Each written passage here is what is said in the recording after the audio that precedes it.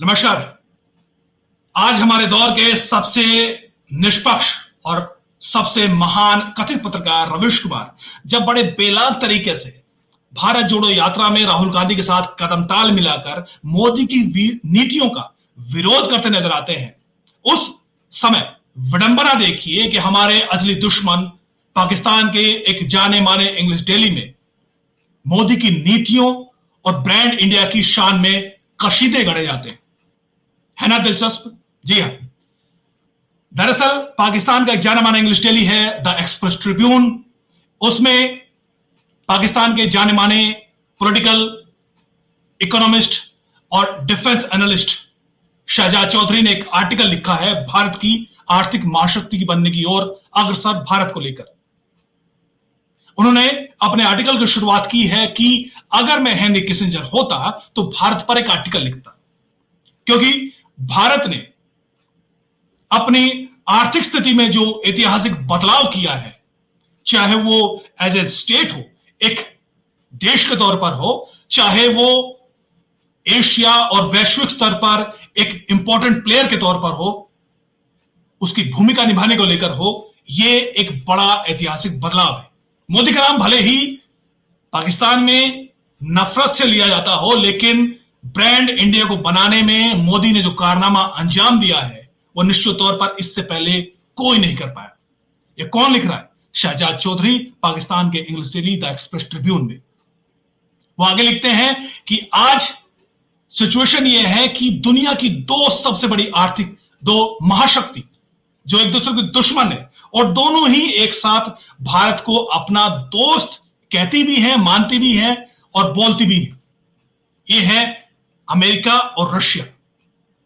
ये तब होता है जब आपके देश की रेलेवेंस यानी उसकी जो उपयोगिता है वो इतनी कहीं ज्यादा हो।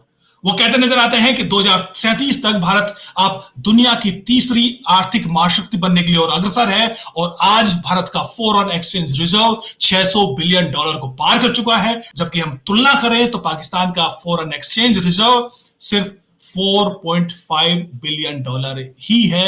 इतना भारी अंतर है।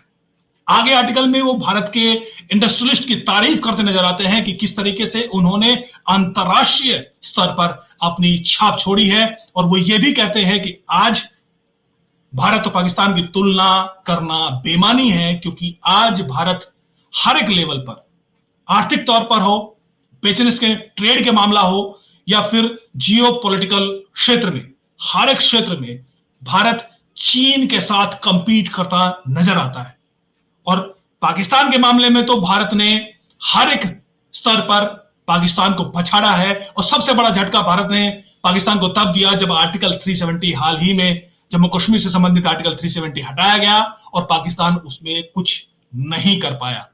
वो कहते हैं कि वैश्विक स्तर पर भारत ने जो फुटप्रिंट छोड़े हैं, जो अपनी छाप छोड़ी है, वो आज G7 में भी उसको बुलाया जाता है, और वो G20 का मेंबर भी है। आज वो लीडिंग रोल निभा रहा है पूरी दुनिया में, चाहे वो टेक्नोलॉजी का मामला हो, क्लाइमेट चेंज का मामला हो, या फिर पेंडेमिक महामारी से लड़ने की जो तैयारियां हैं उसमें वो लीड करता नजर आता है।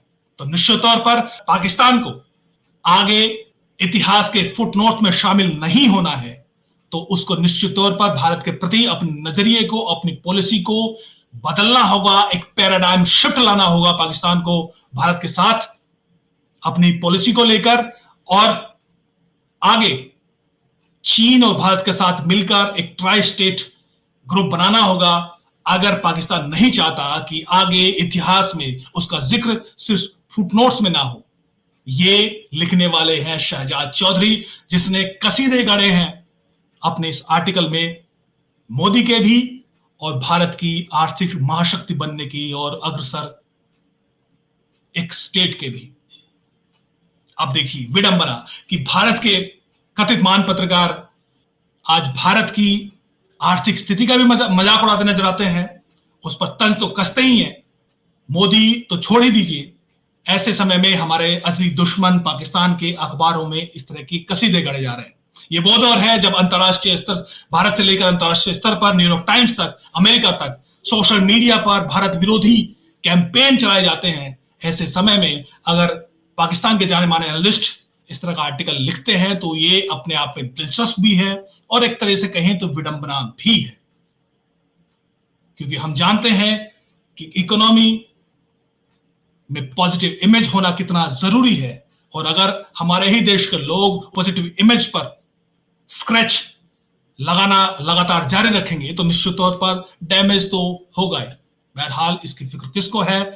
आप इस आर्टिकल का लिंक मैं आपको डिस्क्रिप्शन में दूंगा, अगर आप चाहें तो आप इसे पढ़ें और समझिए कि जो बदलाव हो रहा है वो महज प्रोपेगेंडा नहीं है, दुनिया भी उसको समझ रही है, देख रही है, महसूस कर रही है।